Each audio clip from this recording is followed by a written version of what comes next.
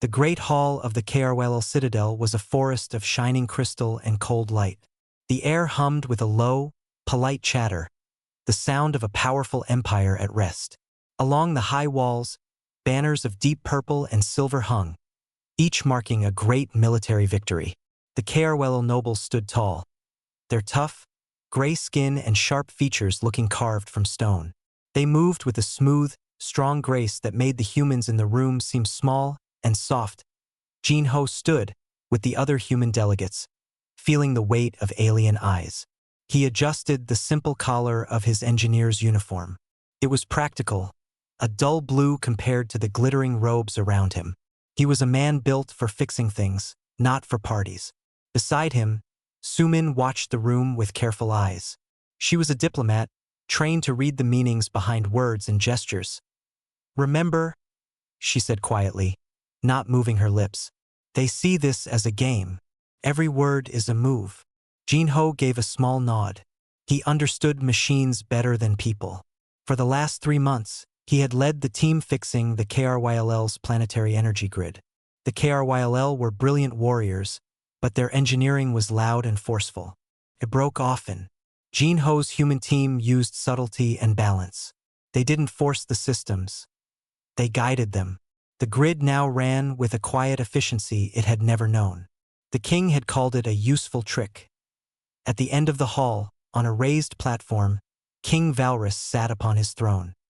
He was larger than the other KRYL, with a heavy brow and eyes that missed nothing. He stood now, and the hall fell silent. "People of the KRYL Empire," his voice echoed, deep and commanding, "and our guests from Earth." He gestured toward the humans. "Today we mark a successful partnership.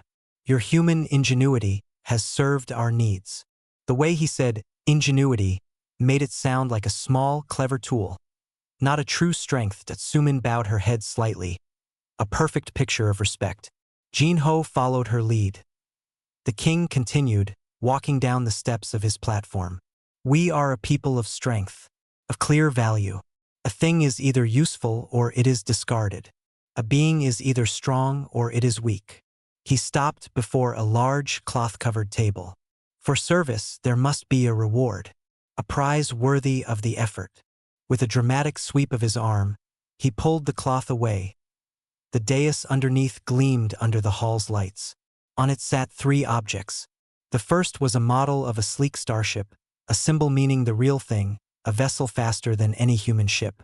The second was a single, glowing rock the size of a human head. It was Valex, a mineral so rare a piece that size could buy a city. The third was a simple silver ring. Everyone knew it represented a permanent seat on the Galactic High Council. A voice for humanity among the oldest species. A soft gasp went through the human delegates. These were prizes beyond their dreams. King Valrus smiled, a showing of sharp teeth. He looked directly at Jin-Ho, the lead engineer. "The choice is for the one whose hands did the work." He spread his hands wide, taking in the splendor of his court. "So, human, choose your prize." His tone was grand, but Jin-Ho heard the trap in it. It was a test. If Jin-Ho chose the ship, he would be seen as greedy for power. The Valex rock, greedy for wealth. The council seat, ambitious and political. No matter what he picked, the KRYL would see a confirmation of human desire, of a weakness for material things. They would nod and think, yes, they are simple creatures, motivated by simple wants.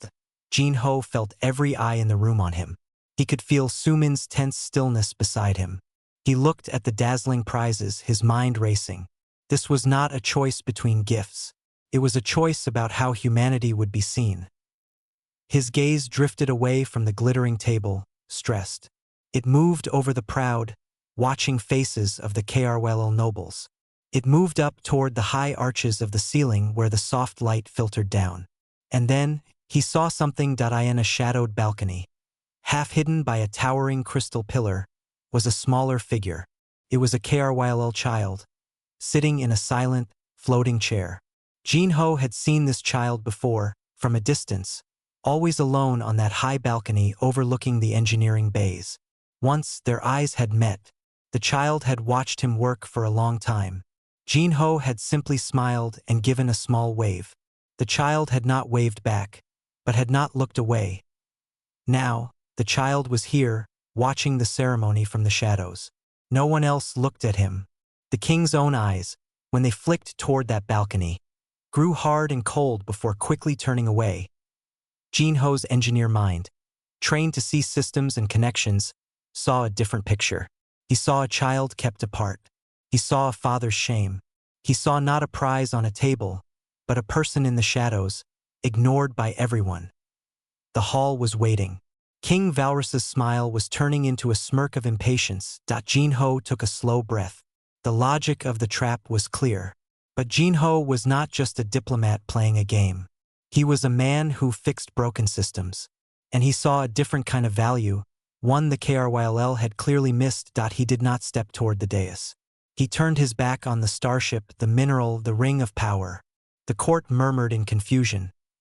Calmly, Jinho walked across the polished floor, away from the light and the glory, toward the shadowed pillar. He stopped before the floating chair and the quiet child inside it. He gave the same small, respectful bow he had given the king.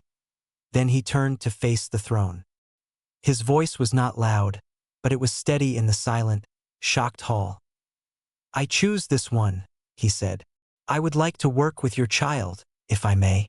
The silence in the throne room was total. It was a heavy, thick thing, like a fog that had suddenly frozen solid. The grand crystal hall, filled just moments before with pride and ceremony, now felt like a trap about to spring. Every single KRYLL noble stared at Jinho.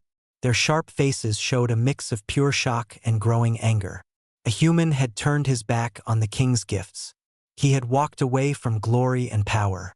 And he had stopped before the one thing in the entire empire they all pretended not to see. The child in the floating chair looked up at Jinho. His large, dark KRYLL eyes were wide. They showed no clear emotion, but they were fixed intently on the human's face. His small hands, resting on the arms of his chair, did not move. At the front of the hall, King Valrus stood perfectly still. The proud smile was gone. His face was like a stone mask, but his eyes burned. He looked from Jinho to his child on the balcony and back again. The connection was clear, and it was an insult that Sumin felt her heart beat hard against her ribs. This was worse than any diplomatic mistake she had imagined. This looked like a direct, public insult to the king's family. Her mind raced, searching for a protocol to fix this, but there was none. She could only watch. Jinho remained where he was, standing beside the child's chair. He did not smile. He did not look proud. His face was calm, his posture simply respectful. He waited. It was the king who broke the silence. His voice, when it came, was low. It did not boom. It was a controlled, dangerous sound that carried to every corner of the room. "What?" Valrus said, the words slicing through the air. "Is the meaning of this?" Jinho bowed his head again, a small dip. "You offered a prize for service, your majesty. I have made my choice." A wave of hissed whispers broke out among the nobles. The word choice seemed to hang in the air, absurd and impossible. One of them, a tall KRYLL with silver markings on his shoulders, stepped forward. "He mocks you, my king," he spat. "He chooses the broken thing to shame our generosity." The king raised one hand, and the court fell silent once more. His eyes never left Jinho. "Explain yourself, human. You look upon the greatest treasures my empire can offer. A ship to sail the stars. Wealth to buy worlds. A voice among the powers of the galaxy." He took a step forward, his every movement tight with anger. "And you point to my son?" The word son was said with a strange tone. Not of love, but of possession. And of pain. "I do not point," Jinho said, his voice still quiet but clear. "I choose. I saw him watching while we worked on the energy grid. He watched for many hours, from that balcony." He gestured upward to the high overlook. "A mind that watches and learns has value. I am an engineer. My prize is the chance to work with a mind that interests me." The king's face darkened. He strode forward now, crossing the distance between the throne and the shadowed balcony. The crowd of nobles parted for him like grass before a storm. He stopped a few paces from Jinho and his son. Up close, the king was immense. He looked down at the human, then at his child in the chair. "You speak of a mind," Valrus growled. "You see a chair. You see a body that does not obey. A voice that cannot form words." He leaned closer, his words meant only for Jinho, but everyone heard. "He is locked in silence. His muscles are weak. He is a shadow, a living reminder of imperfection. And you think this is a prize? You think this is equal to a starship?" The cruelty of the words, spoken right in front of the child, made Sumin flinch, but she saw something else. The child, Kai, did not look at his father. He continued to look at Jinho, and Jinho did not look away from the king. "No," Jinho said, and his voice finally had a hard edge in it. Not anger, but firmness. "I do not think he is equal to a starship." He paused, letting that hang. "A starship is a tool. A mineral is a rock. A council seat is a chair. They are things. You offered a prize. You did not say it had to be a thing." He turned his head slightly, looking at the boy in the chair. "This is a person. You see a broken body. I see a student no one has tried to teach. You see a silent voice. I hear a question no one has tried to answer." He looked back at the furious king. "My people have a saying, the most precious gift is an opportunity. You offered me things. I am choosing an opportunity. The opportunity to build something. With him." The king straightened up. The confusion on his face was fighting with the rage. This human was not acting according to any script he understood. This was not greed, or ambition, or mockery. It was something else. Something that made the king's certainty feel shaky as he looked at his son. Really looked at him. The boy met his gaze for a fleeting second. Then his eyes dropped to his own still hands. That small movement, full of a habit of shame, stoked the king's anger again. This was not strength. This was weakness, displayed for his whole court. "To build what?" Valrus asked, his voice dripping with scorn. "What could you possibly build with this?" Jinho looked at the boy, then at the king. He gave the simplest, most dangerous answer possible. "I do not know yet," he said. "That is the point of building. You find out." The king did not shout. The silence was worse. It was a pressure that filled the grand hall, pushing down on everyone. King Valrus stared at Jinho, his stone-like face unreadable. The human engineer had just refused every symbol of KRYLL power and honor. Worse, he had pointed to the royal family's deepest secret, their private shame, and called it a treasure. The insult was so vast, so strange, that the court did not know how to react. Finally, Valrus spoke. His voice was flat, all the earlier drama gone. "You wish to work with him." It was not a question. It was a statement, heavy with disbelief. "I do," Jinho said. He had not moved from his spot beside the floating chair. "And what work could that be?" the king asked. "He cannot lift a tool. He cannot speak a command. He observes as a rock observes the rain. It means nothing." Jinho shook his head, a small human gesture. "Observation is the first step of engineering. To fix a system, you must first watch it." "He watches. He learns. I saw it. He has learned much already alone." A murmur went through the nobles. They were looking at the child, Kai, with new but unfriendly eyes. They saw not a person, but a problem the human had foolishly embraced. The king's eyes narrowed. He was a ruler, a strategist. He saw a public trap of his own making turned against him. If he denied the human this prize now, after his grand offer, it would look like he went back on his word. It would show weakness. But to allow it was to admit this broken child had a value equal to a starship. It was impossible. He made a decision. A cold, calculating one. "Very well," King Valrus said, his voice echoing in the quiet hall. "You have chosen. A Kerwell king honors his word." He said it loudly, for the court to hear. Then his tone dropped, becoming sharp and direct, aimed only at Jinho. But you will understand what you have chosen. You will take your prize. You will have your opportunity. And you will see the truth of its worthlessness. He turned to a guard, a massive KRYLL in polished armor. Take the human engineer and the prince to the West Tower. The empty rooms above the old library.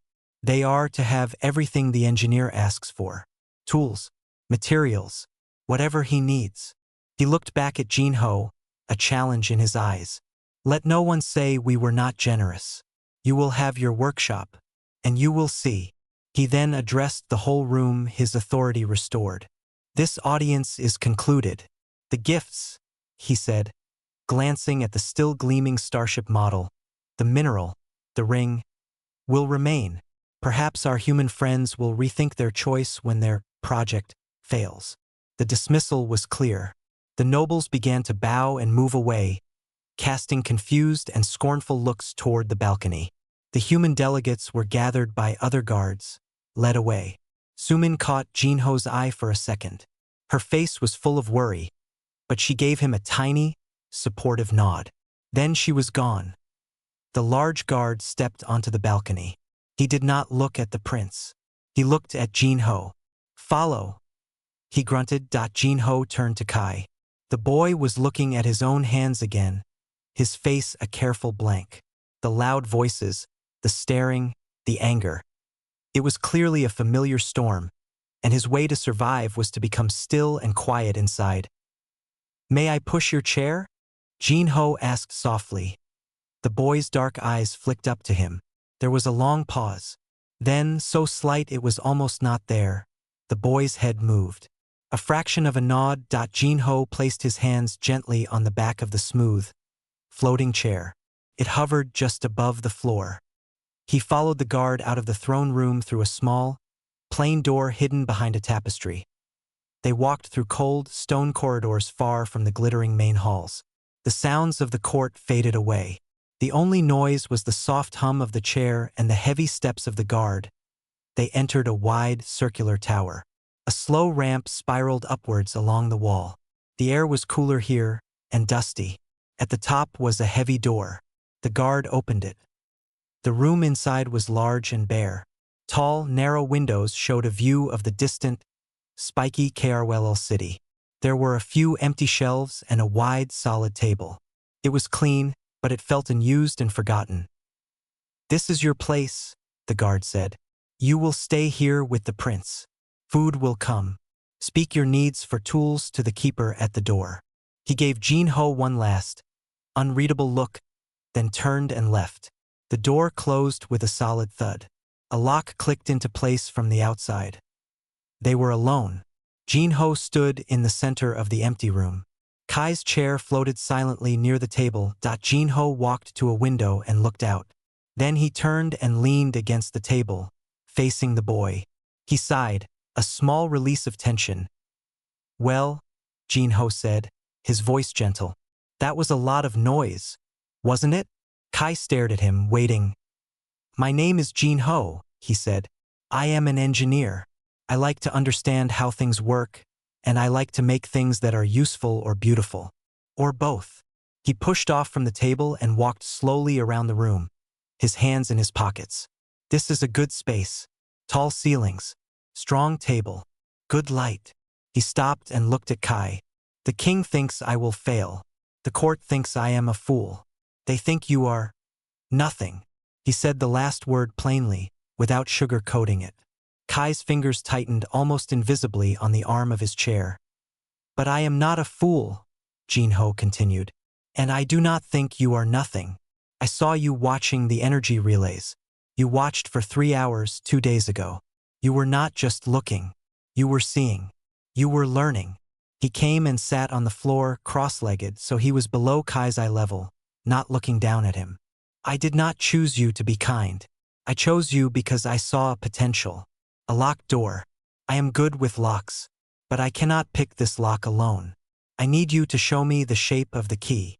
He reached into a pocket on his leg and pulled out a small, simple object. It was a little metal puzzle, 3 interlocking rings. He held it up. This is not a tool. It is a game, Jinho said. The goal is to take them apart. It is very hard. I have had it for years. Sometimes, when a problem is difficult, I play with it. It helps my hands think. He placed the little puzzle on the flat arm of Kai's floating chair, within reach of his still fingers. I do not know what you can do yet. I do not know how you think. So we start with a question. He nodded to the puzzle. Can you show me? Jinho then stood up and walked back to the window, giving the boy space and privacy. He looked out at the alien sky, his back turned in the quiet room. Kai looked down at the shiny rings. Slowly, with great effort, one of his fingers moved. Trembled, but it touched the cool metal. Time passed in the tower room. The light from the narrow windows moved across the floor, painting long, thin rectangles that slowly shifted and faded. The only sounds were the distant hum of the city and the quiet click of metal. Jinho sat at the wide table, a simple notepad in front of him. He was sketching, not with a sleek digital tool, but with an old pencil he had brought from home. He drew designs for simple machines, gears, levers, pulleys. He was thinking about interfaces, about translation. His eyes would often drift to the other side of the table. The little metal puzzle he had given Kai sat there. The 3 rings were now separated, lying neatly in a row. They had been taken apart. Jinho had not seen how. He had kept his back turned for a long time, as promised. When he finally turned around, the puzzle was solved. Kai's hands were back in their resting position, but his eyes watched Jinho's face, looking for a reaction. Jinho had simply smiled, a real, warm smile. Excellent, he had said. He did not ask how. He just pointed to the rings. Do you want to see if you can put it back together? Now the puzzle remained apart. Kai had not put it back together. That was an answer, too. Taking it apart was the interesting problem. Putting it back together was just a chore. Jinho understood. The boy's mind worked like an engineer's. It sought the solution, the understanding, not the repetitive task. A soft knock came at the door. A slot opened at the bottom, and a tray of food was pushed through.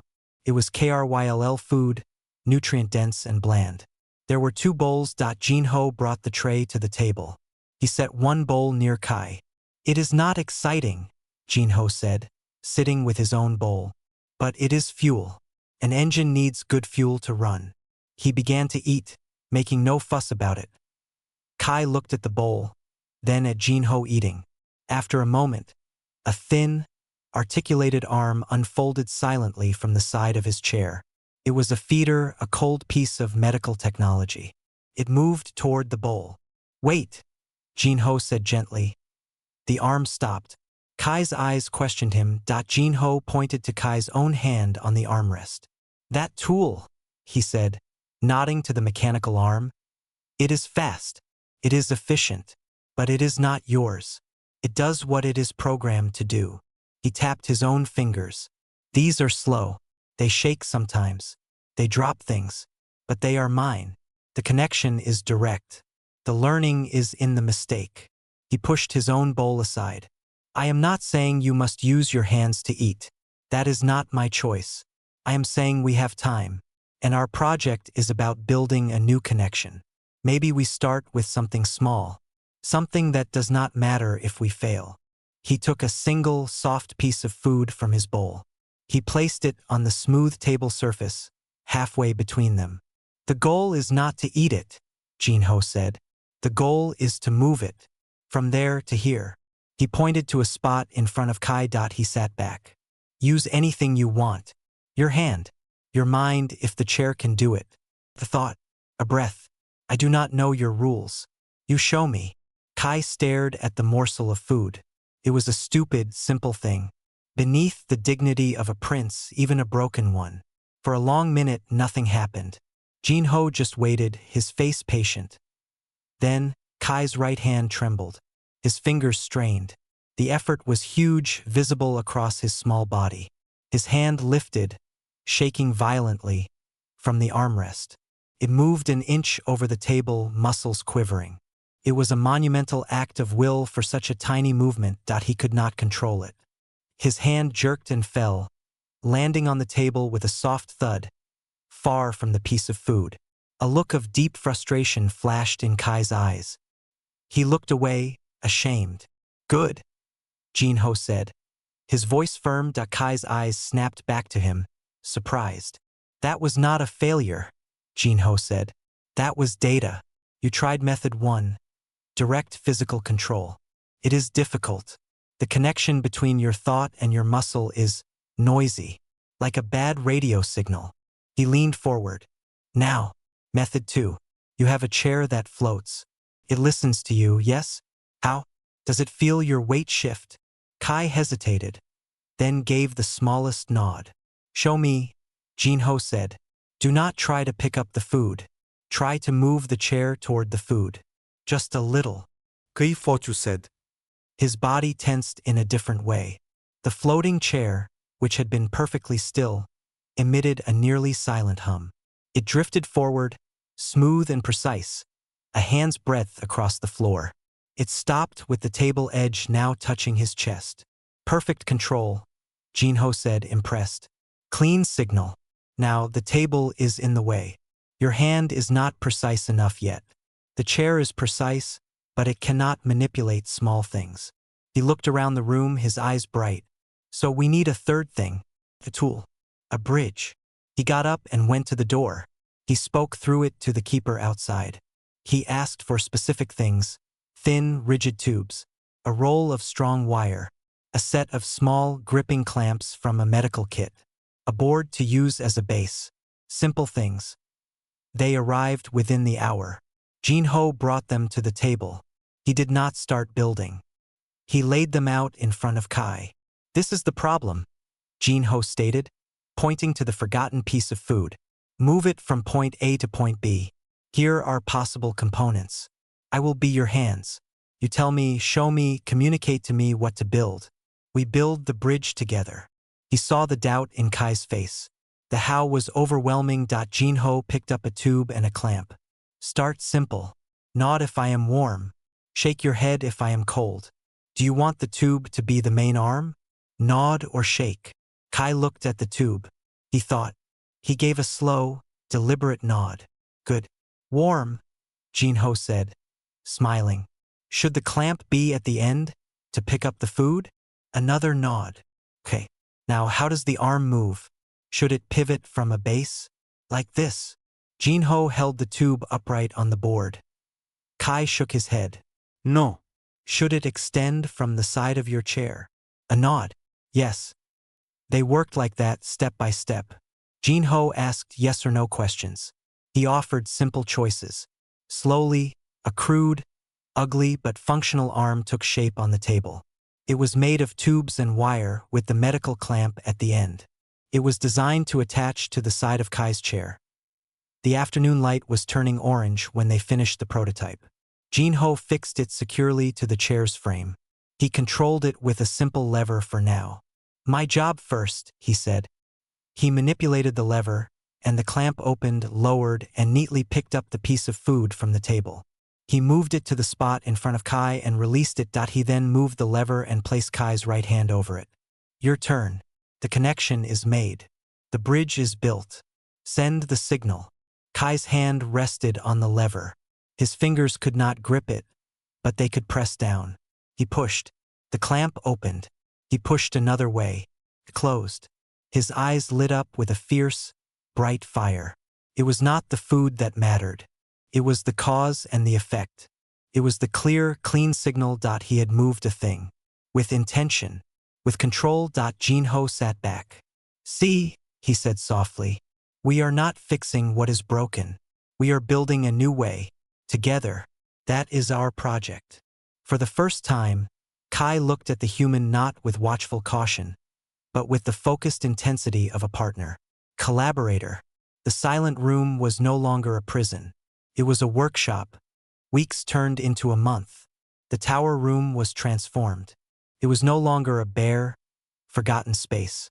It was a workshop, alive with quiet purpose. The wide table was covered in parts. Not the slick, glowing components of KRYLL technology, but simple, fundamental things. There were gears of different sizes, bundles of wire, small motors from human toolkits, sensors, and pieces of smooth, polished wood.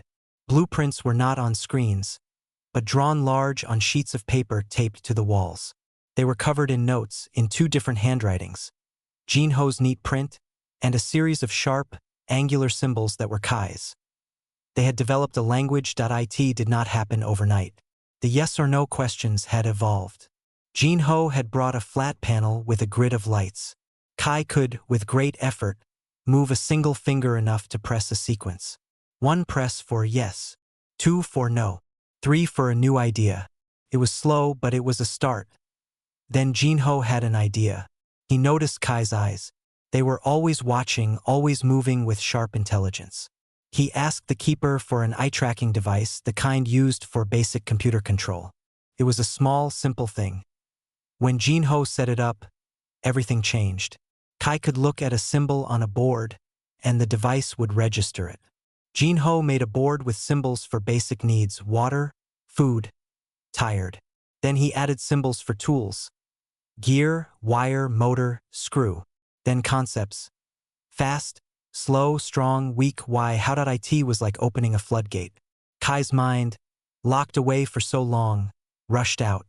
He could point to gear, then small, then why. Jinho would explain the principle of mechanical advantage. Kai would listen, then point to a part of their growing project with a look that meant, apply it here.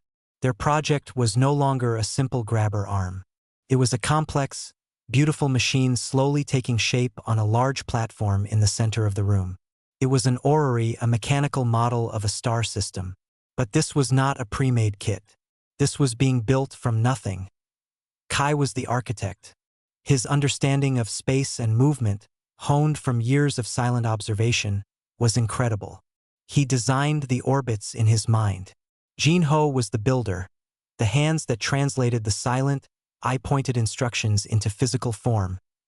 The central sun was a polished piece of yellow crystal. The planets were spheres of different metals and stones, each chosen by Kai from samples Jinho requested. They were attached to arms of varying length. The challenge was the movement.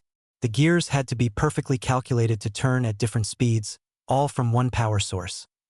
The real problem, the heart of their work, was the interface. The orrery was not the final goal. It was the proof. The proof that Kai could control something complex, something beautiful, with the tools he had. They built a custom control panel. It had a series of large, sensitive pads, not buttons. Kai could rest his palm on them. The slightest shift in pressure, a movement he could manage, would send a signal. One pad controlled the power. Another changed the speed. Another could select a single planet to focus on, making its orbit light up. It was a bridge between his mind and the world. More solid than the first grabber arm. More elegant than the eye tracker. One afternoon, they were testing the primary gear assembly. Jinho was underneath the platform, tightening a bolt. Kai was at the control panel, his hand resting on the power pad. A soft knock came at the door. The food slot opened. But it was not the usual keeper's hand. The door itself swung open. King Valrus stood in the doorway. He was alone. He wore no ceremonial robes, just a simple, dark tunic. His expression was unreadable. He had come, as he had promised, to see the failure. He stepped inside and stopped. His eyes scanned the room. They moved over the paper-covered walls, the tables of carefully sorted parts, the tools. They saw the mess and the order of true creation. They saw his son, not in the center of the room as a forgotten object, but at a control panel, intent on a vast, intricate metal structure. He did not see a broken child. He saw a conductor before an orchestra of gears and wires. Jinho slid out from under the platform and stood up. He wiped his hands on his pants but did not bow. Here, in this room, they were not king and subject. They were engineer and visitor. Your Majesty, Jinho said, his voice calm. Valrus did not acknowledge him. He walked slowly into the room, his eyes fixed on the orrery. He saw the care in its construction, the precision. He saw the central crystal sun, catching the light from the window. This is what you have made? Valrus asked. His voice held no scorn, only a deep, wary confusion. This, Jinho said, is what Prince Kai has designed. I am his assistant. He is the engineer. The king's eyes flicked to his son. Kai had not looked away from the orrery. His posture was tense, his hand still on the control pad. "He cannot speak," Valrus said, but it sounded less like a fact now and more like a question. "He speaks," Jinho corrected gently. He pointed to the eye tracker board, to the walls of symbols and notes. "He speaks very clearly. You just never learned his language." Valrus took a step closer to the orrery. He reached out a hand, as if to touch a delicate gear train, but stopped. "What does it do?" Jinho looked at Kai. "Would you like to show him?" Kai's eyes darted to his father's face, then back to the control panel. There was fear there, and a deep old hurt. But there was also something else, a fierce pride in the work. He looked at Jinho and gave a single, sharp nod with his eyes. Jinho walked over and made a final connection, attaching a power cell. He nodded to Kai. Kai looked at his father. Then he looked at the power pad under his palm. He pressed down. A low, smooth hum filled the room. The central crystal began to glow with a soft, captured light. Then, with a series of perfect, ticking sounds, the gear train engaged. The planetary arms began to turn. Each metal and stone planet moved along its track, each at a different, perfect speed. A small light on the tip of each arm lit up, tracing glowing circles in the dim air of the workshop. It was a miniature cosmos. Silent, complex, and breathtakingly beautiful. It was control. It was order. It was a mind made visible. King Valrus stood utterly still. He watched the planets turn. He watched the focused, calm expression on his son's face as Kai shifted his palm to another pad. The orrery sped up, the orbits becoming swift, graceful blurs of light. Then it slowed to a majestic crawl. The king was not seeing a toy. He was seeing a miracle. Not a magical one, but a harder, better kind. A miracle built from patience, from understanding, from wire and will. He saw his son, Kai, not as a broken shadow, but as a creator. The boy had built a universe that obeyed his command. The silence in the room was no longer empty.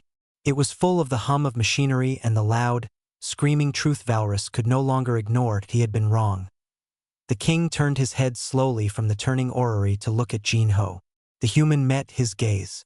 There was no "I told you so" in Jinho's eyes. There was only the quiet satisfaction of a problem solved, a system working as it should. Valrus looked back at his son, who was now watching him, the control of the orrery forgotten. The fire of creation was still in Kai's eyes, mixed with a nervous question. The king of the HFY Empire, a man who valued strength above all, found his voice thick. He could not form the words he needed. So he did the only thing that felt true. He looked at the world his son had built, and he gave a slow, deep, respectful nod. The king's silent nod hung in the air of the workshop. The moment stretched, fragile and heavy. Kai watched his father, the fear in his eyes slowly mixing with a confused hope. Jinho stayed quiet, giving them this space. Finally, King Valrus turned his head. He looked at the orrery, at the tools, at the walls covered in their shared language. His gaze was different now, not inspecting for failure, but seeing the evidence of a mind at work. "How?" The single word was rough, forced from his throat. It was not a demand. It was a genuine, bewildered question. He was asking how any of this was possible. Jinho walked to the table and picked up the first, simple metal puzzle. The one with the 3 rings. He held it up. "We started with this," he said. "A simple problem. He solved it. That was the first answer. It told me he could see solutions." He put the puzzle down and gestured to the room. Everything else was just building a better way to ask the next question.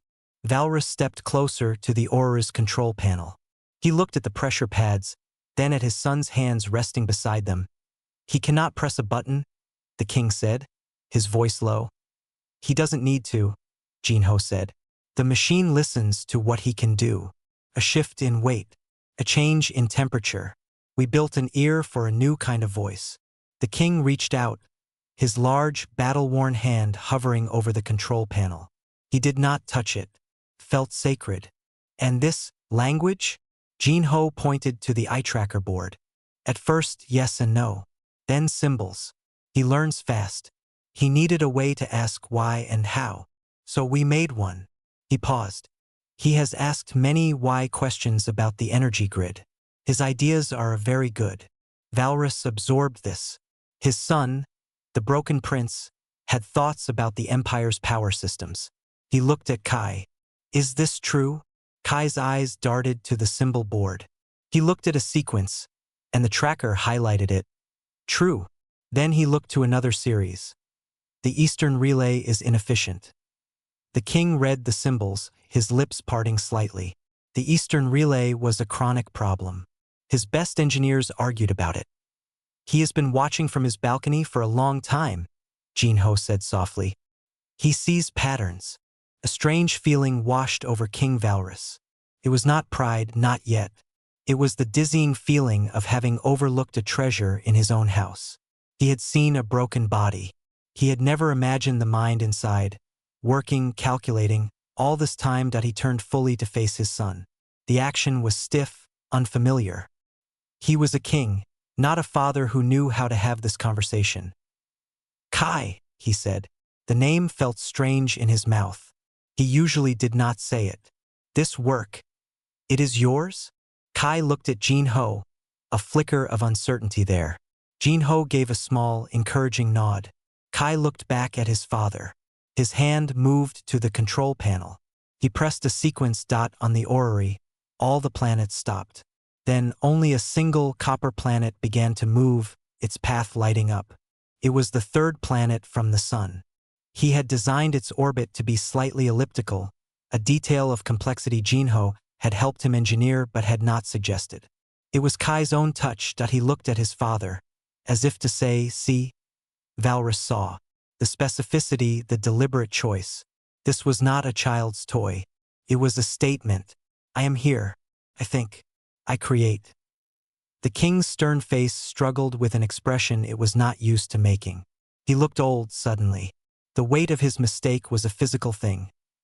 I was told, Valrus began, his voice gravelly, that your condition meant your mind was also affected, that you were unaware. Jinho did not let the anger he felt show. He spoke calmly. It is a common mistake, to see a body that does not work like others, and to assume the person inside is not home. My people have done it too. It is easier than the hard work of finding the door. And you found the door? Valrus said, looking at the human. No. Jinho shook his head. He showed me where it was. I just helped him build a key. Silence returned, but it was a different kind of silence. The angry, tense quiet was gone. This was a quiet full of things being understood, of a world tilting on its axis. King Valrus walked slowly to the window. He looked out at his gleaming, powerful city. He had built an empire on strength, on clear lines of useful and useless. Now, in this dusty tower room, that simple idea lay in pieces that he spoke without turning around. The prizes, they are still in the throne room. The ship, the Valix, the council seat. He turned to look at Jinho. The offer stands. You may choose one. A real choice this time, not a test. Jinho glanced at Kai. The boy was watching him, a faint worry in his eyes. Jinho smiled at him, a smile that said, do not worry. That he looked back at the king. Thank you, your majesty, but I already have my prize. Valrus followed his gaze to his son, to the workshop. He understood. The human had not wanted a thing. He had wanted a project, purpose, and in doing so, he had given the king's son a voice, and had given the king a truth he desperately needed. What happens now? Valrus asked. It was a question for Jinho, but his eyes were on Kai. Now, Jinho said, we keep building. The orrery is almost complete, but there are other projects. Kai has ideas for a better irrigation controller for the southern farms. He thinks the design is inefficient. A prince thinking about water for farms, not about conquest or glory. Valrus nodded slowly. It was a new kind of strength for his empire. A quiet, practical strength from a mind he had cast aside. You will stay? The king asked Jinho. As his teacher? As his partner, Jin-ho corrected gently. If he wishes it. Kai's hand moved on the panel. The orrery sprang back to life, all the planets moving in their complex harmony. His answer was clear. King Valrus looked at the two of them, the human and his son, surrounded by their quiet, ticking creation. He saw the partnership. He saw the value he had been too blind to see. He did not say sorry. The word was too small for the canyon of his mistake. Instead, he gave another slow nod, deeper this time. It was a pledge, an acknowledgement. Then you will have what you need, the king said. His voice was the voice of a ruler, but the meaning was of a father. This room, it is his now, and you are both welcome in any hall of the citadel. He walked to the door. He paused, his hand on the frame, and looked back one last time at the turning planets, at his son's face illuminated by their gentle light. Then he left, closing the door softly behind him. No lock clicked this time. 3 cycles later, the great hall was full again. The same crystal walls, the same banners, the same Carewell nobles in their fine robes. But the air was different. There was a curiosity now, a quiet buzz of uncertainty. The story of the human engineer and the silent prince had spread through the citadel in whispers. No one knew what to expect. King Valrus sat on his throne. He did not smile, but the harsh lines of his face were softer. At his right side, in a place of honor that was never empty, stood his eldest son and heir, a strong warrior like his father. But on his left side, a new space had been made. There, floating beside the throne, was Kai. He was not hidden in shadows. He sat upright in his chair, which gleamed with a new, polished sheen. Attached to its arm was a small, clean control panel. Jin-ho and Sumin stood with the human delegates before the throne. Sumin watched everything with careful diplomatic eyes. Jin-ho stood calmly, his hands clasped behind his back. He wore a simple engineer's tunic. People of Carewell, King Valrus began, his voice filling the hall. We gather to close the matter of our human allies' service. He gestured to the dais beside him. The starship model, the glowing Valex rock, and the silver council ring still sat there, untouched. The offered prizes remain. The human's choice, however, has been made. All eyes turned to Kai. The nobles stared, some with pity, some with discomfort, many with simple confusion. They saw the same broken prince. They did not see what the king now saw. Valrus continued. The human Jin-ho chose not a thing, but a challenge. He chose to work with my son, Prince Kai. He said the name clearly, giving it weight in the court. I believed this was a foolish choice. I was wrong. A soft ripple of surprise went through the crowd. A Carewell king did not admit error. The human did not seek to fix what he saw as broken, the king said. He sought to build a bridge to a mind he saw waiting on the other side. He looked at Jin-ho. Engineer, you have completed your service. The original offer stands. Will you take a prize from the dais? Sumin held her breath. This was the final test. To take a prize now would undo everything, proving the Carewell right, that all beings eventually succumb to greed. To refuse again might insult the king. Jin-ho stepped forward. He bowed respectfully to the king. Then he turned and bowed slightly to Prince Kai. The gesture was noticed by everyone. Your Majesty, Jin-ho said, his voice clear. You are generous. But the greatest prize an engineer can receive is a good problem and a good partner to solve it. You gave me both. I am satisfied. The king nodded, as if he had expected this answer. Then I will offer a new thing. Not a prize, but a position. Will you stay as a royal engineer and advisor to Prince Kai? To continue your work, with our full support. This was new. A human in the Carewell royal court? The nobles murmured. But no one dared speak against the king's clear will. Jin-ho did not look at Sumin. He did not hesitate. He looked at Kai. The prince met his gaze and gave a single, definite nod with his eyes.